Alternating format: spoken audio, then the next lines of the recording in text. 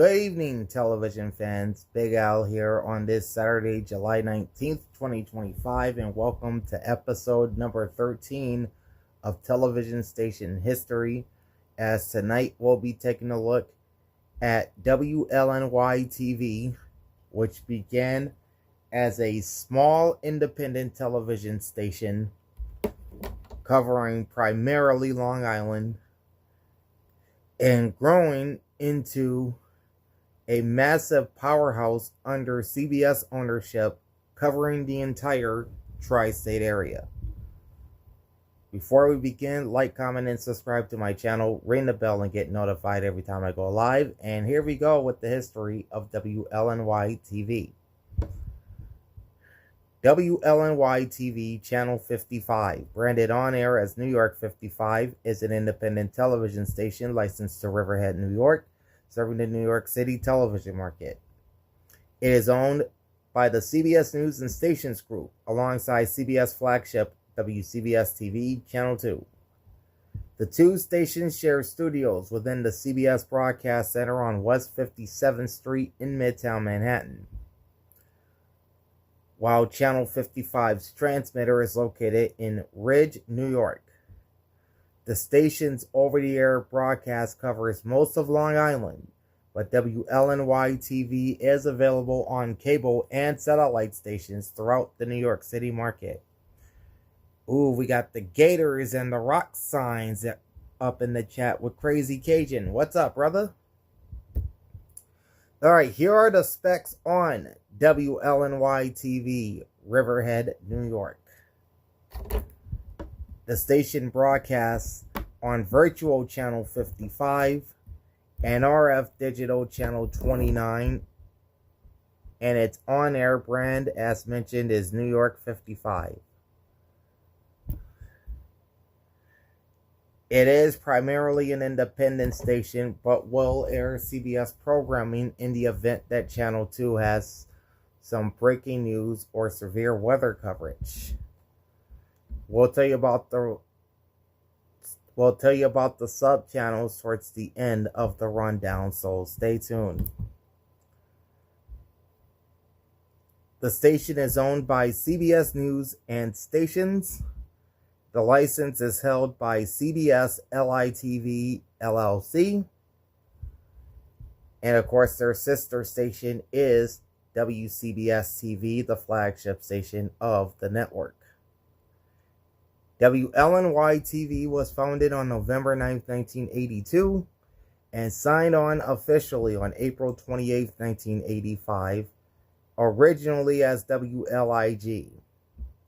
In 1996, they became WLNY and added the TV suffix to its call sign in 2009. The station previously aired on UHF Analog Channel 55 from 1985 to 2005. Their digital signal moved a lot though, starting out on Channel 57 from 2002 to 2009, then to Channel 47 in 2009 to 2018, Channel 27 for a short period between 2018 and 2019, before landing on its present Channel 29. Call sign meaning is Long Island, New York. Hey, Billy Ball's in here. What's cracking? Channel 55 is licensed by the Federal Communications Commission, broadcasting at 1,000 kilowatts from their 636-foot tower in Ridge, New York, which is on Long Island. Their website is www.cbsnews.com/New York/WLNY. Channel 55 went on the air on April 28, 1985 as WLIG. For its first 26 years of existence, it was owned by Long Island businessman Michael Pascucci. It primarily offered older movies and syndicated programs, though it also featured a 10 p.m. newscast. It spent 7 years fighting with Cablevision of Long Island for a channel on the cable system, a battle which sapped the station of potential viewers and was only resolved with the reinstatement of must-carry regulations. Those rules allowed WLNY to gain access to cable systems throughout the New York area, even while its location at some distance from New York City enabled it to carry popular syndicated shows also sold to the New York stations. In 1993, the station reinstated its local news department, which by 2011 was airing one Long Island-focused newscast each night. CBS agreed to purchase WLNY in 2011 and took control in 2012, dissolving its existing news division for newscasts from the broadcast center, which varies between WCBS newscast extensions and shows which air nationwide on fellow CBS-owned independents, but have no Long Island-specific focus. Since 2023, WLNY offers morning and 8 p.m. newscasts from WCBS.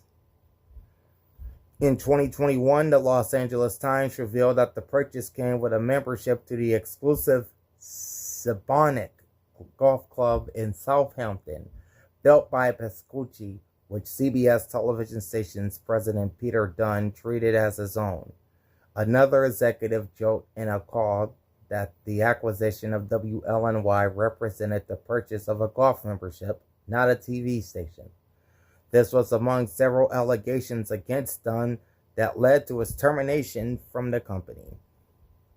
All right. History. In 1965, the Long Island Broadcast System, owners of WRIV in Riverhead and WALK, I don't know why that did that.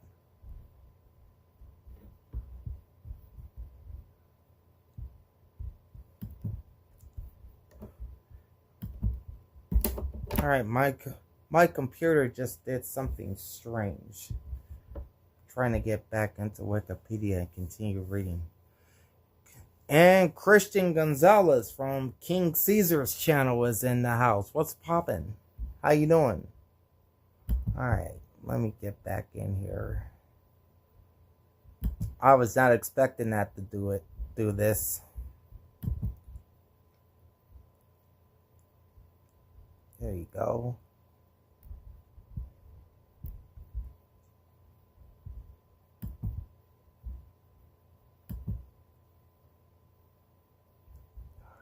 Where am I?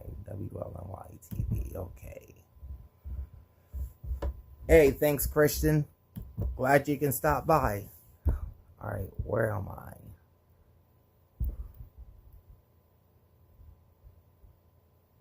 Okay, we're going to read this again.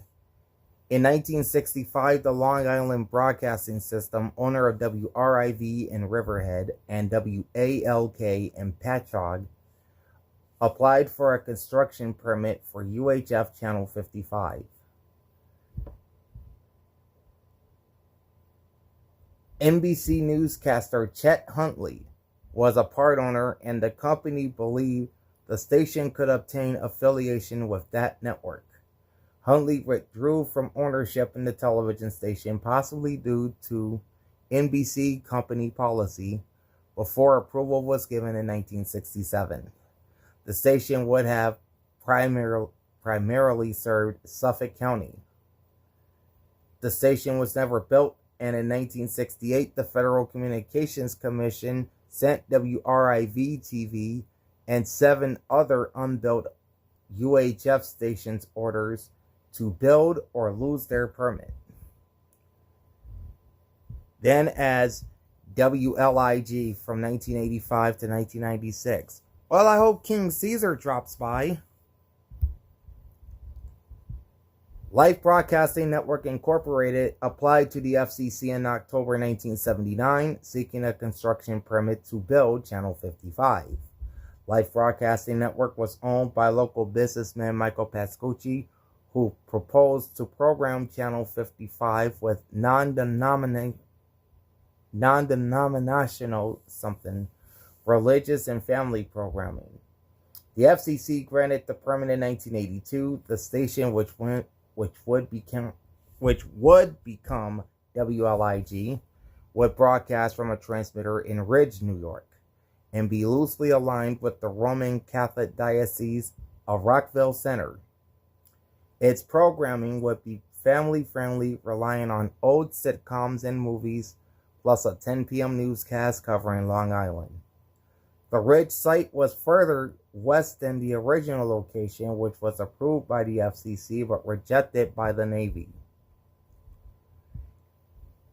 WLIG began broadcasting on April 28, 1985.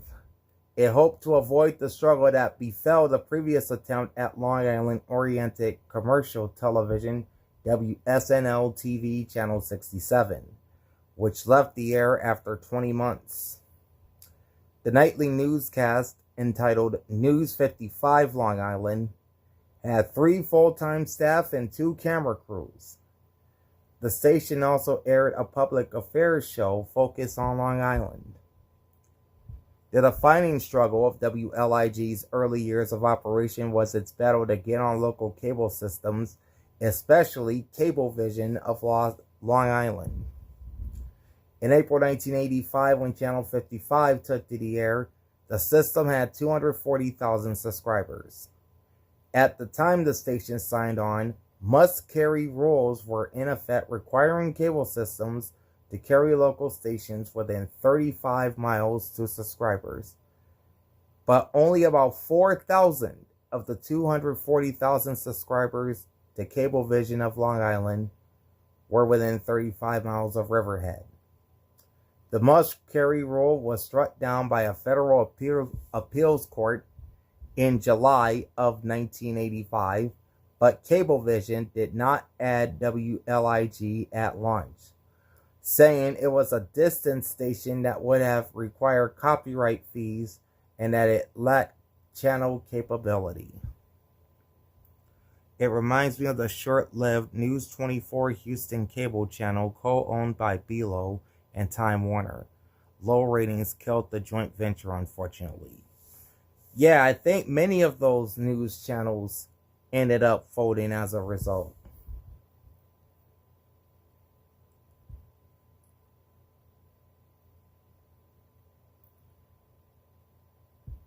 By June 1987, WLIG was estimated to reach 200,000 viewers and was carried on 8 of 9 cable television providers on Long Island.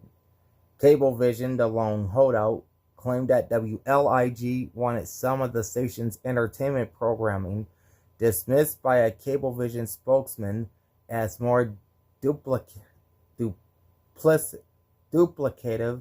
syndicated reruns and old movies to be carried as well, and refused the offer. A cable subscriber advocacy group, New Yorkers for Fair Cable, claimed that the real reason why was that WLIG competed with services that Cablevision owned and offered, specifically News 12 Long Island. In October 1987, BQ Cable Company began offering WLIG to subscribers in Brooklyn and Queens. News 24 Houston was way back in 2003.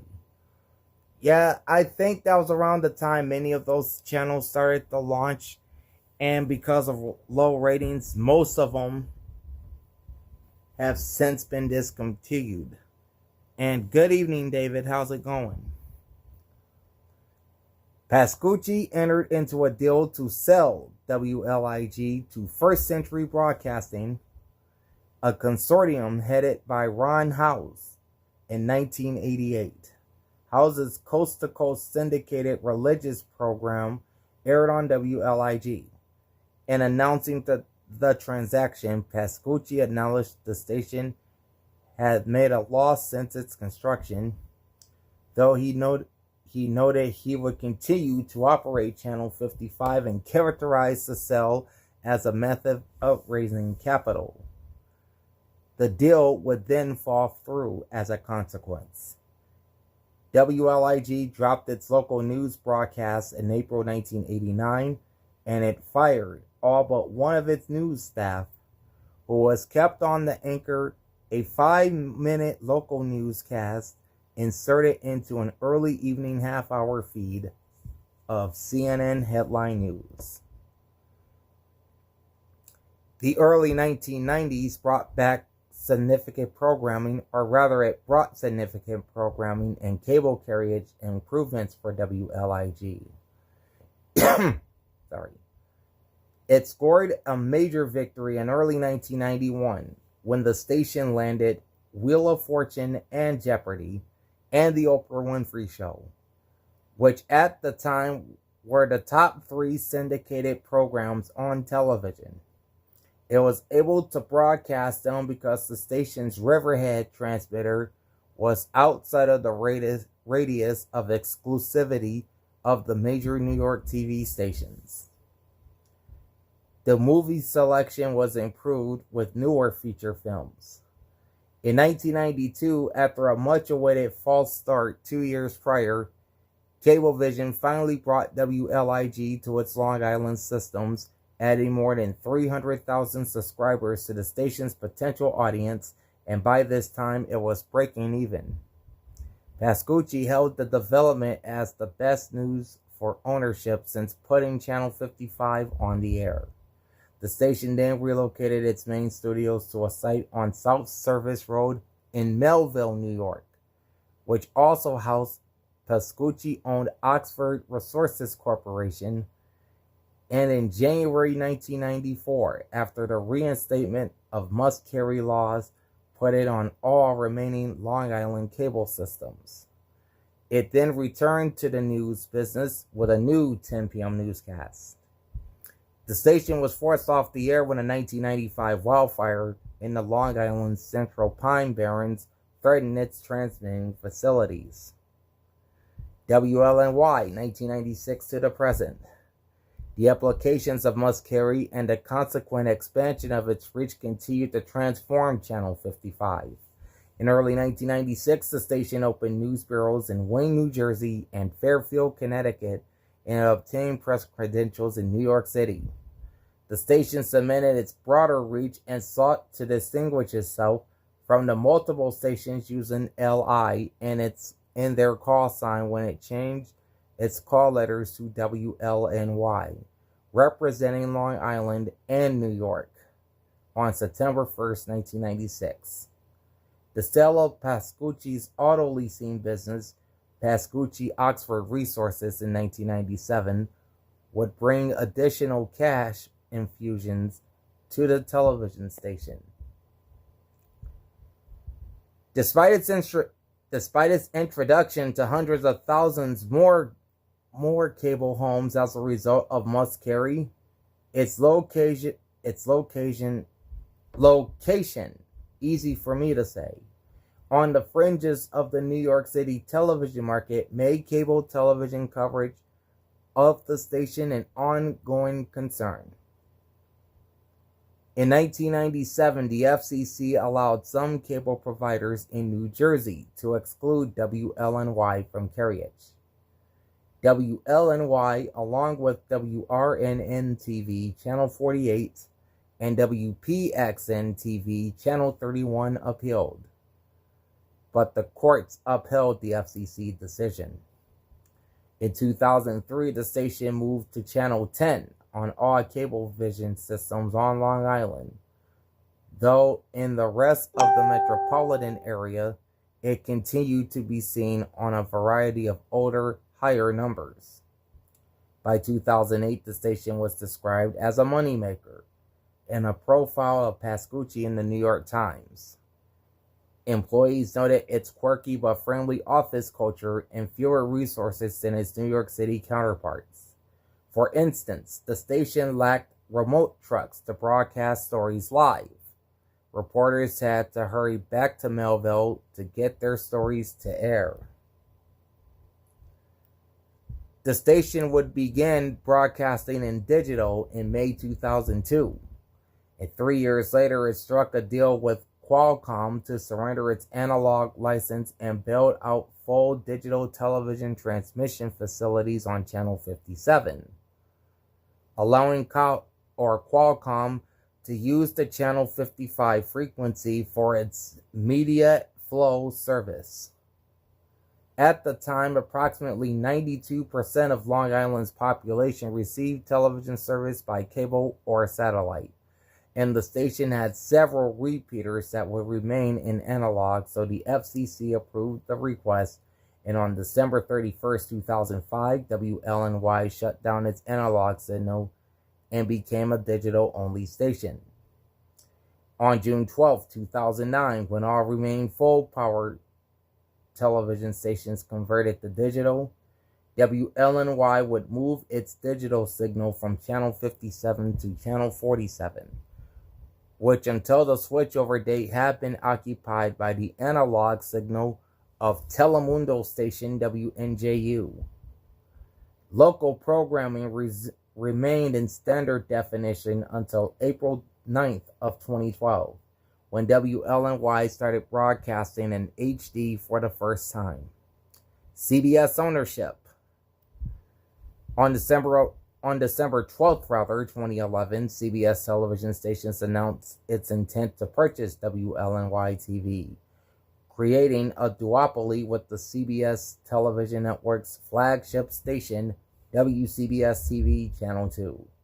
The terms of the purchase were originally not made public, though an FCC application for the purchase later revealed that CBS had purchased WLNY for $55 million. The company announced that it would add additional on-air staff and expand WLNY's local news programming outside the 11 p.m. newscast that the station had at the time. The FCC approved the sale, and CBS took control of the station on June 29, 2012, giving the company its 10th television station duopoly, as well as its largest duopoly by market size. The sale to CBS did not include repeaters WLNY-CD Channel 45 in Mineola, New York, WLIG-LD Channel 17 in Morristown, New Jersey, and W27CD Channel 27 in Stamford, Connecticut, which were sold separately to Local Media TV Holdings, LLC. Ahead of CBS assuming control of WLNY, the station discontinued its local newscast in March 2012.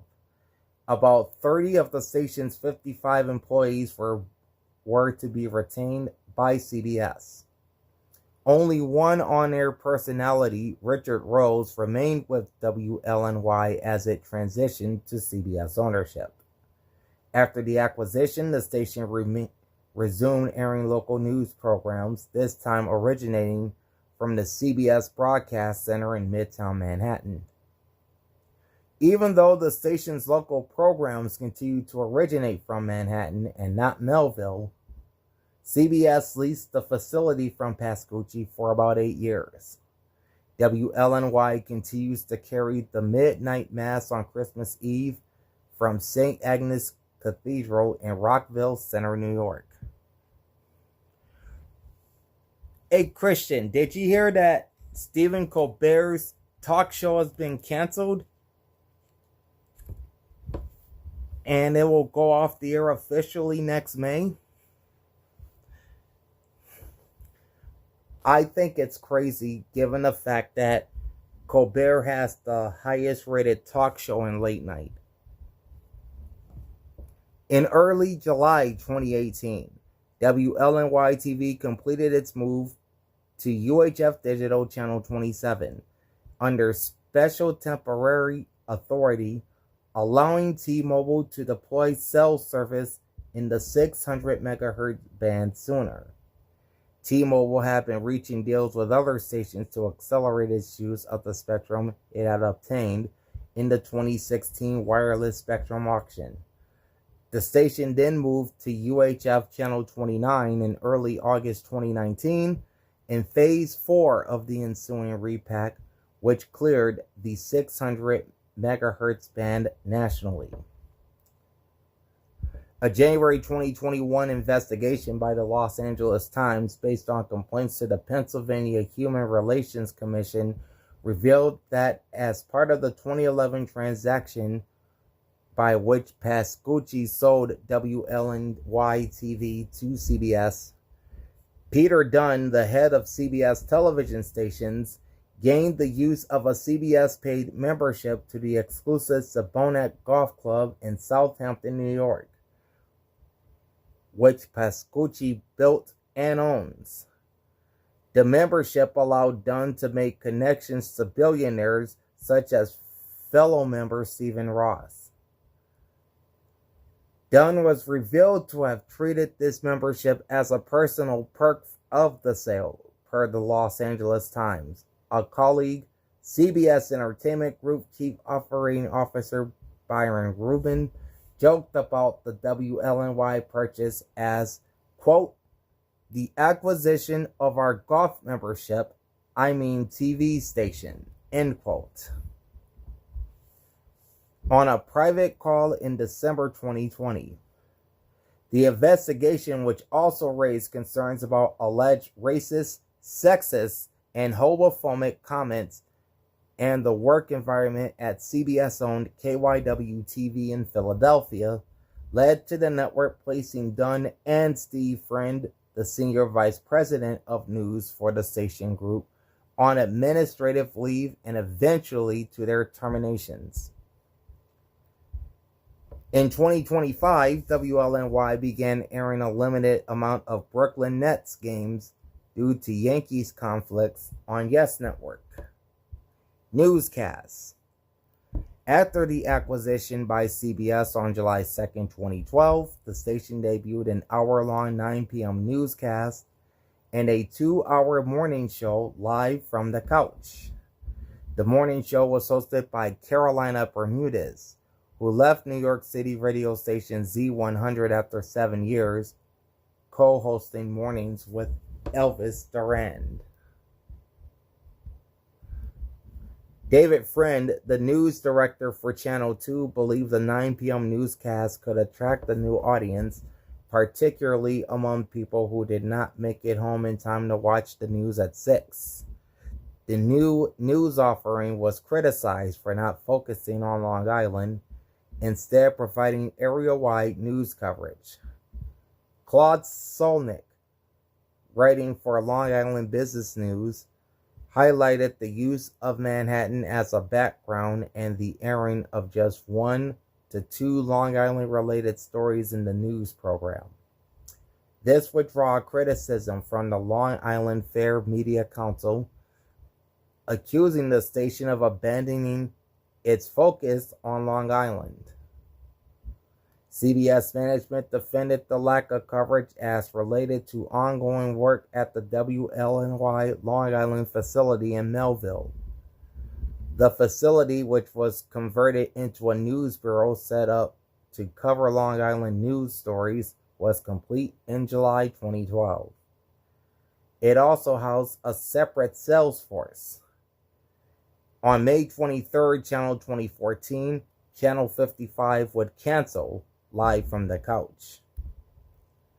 On April 8, 2019, the newscast was replaced by CBS in New York on WLNY, a rebroadcast of a primetime newscast produced by WCBS's local version of CBSN.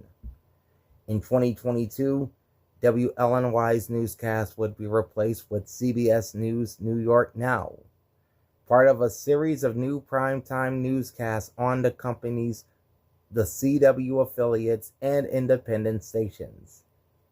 These programs combine local segments with national content produced at the CBS News and Innovation Lab in Fort Worth, Texas. The station rebranded as New York 55 in September 2023, coinciding with the 8 CBS-owned CW affiliates leaving the network and adopting similar brands. The Now News format was discontinued and replaced with an 8 p.m. newscast airing weeknights.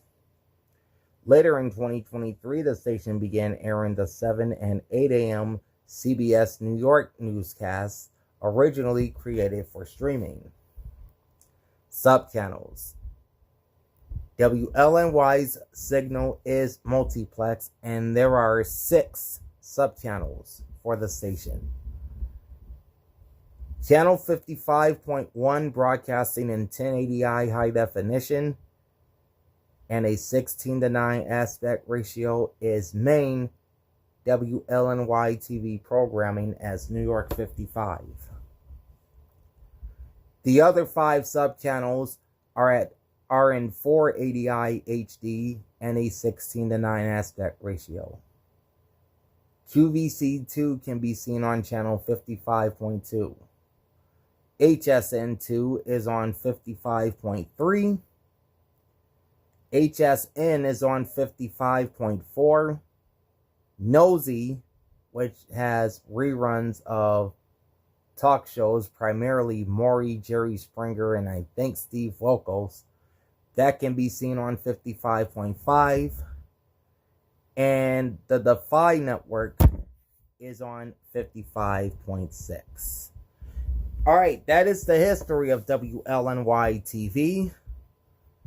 And I will be back in just a few moments as we will wrap up the New York City market with a look at WFUT-DT, which is the local Unimas affiliate in New York City. So give me just a few minutes and I will be back with the history of WFUT Channel 68. But for now, like, comment, and subscribe to my channel. Ring the bell and get notified every time I go live. Big Al signing off for now. Thanks for watching and stick around for episode 14 of Television Station History coming up in just a few. Peace out.